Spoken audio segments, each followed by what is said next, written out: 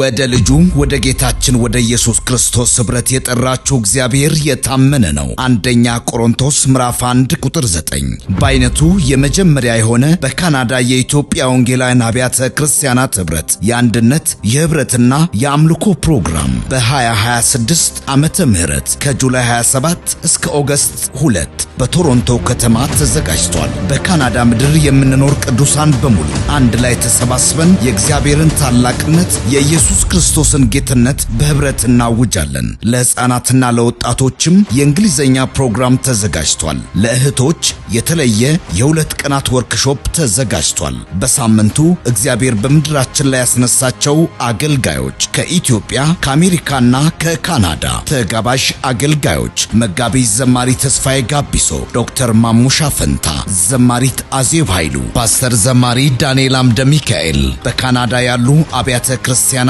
መዘምራን በዚህ ፕሮግራም ላይ ተገኝተው በየዕለቱ የእግዚአብሔርን ቃል በኃይልና በስልጣን ያገለግሉናል። ከተጋባዥ ዘማሪዎች ጋር አምላካችንን ልዑል እግዚአብሔርን በዝማሬ እናወድሰዋለን።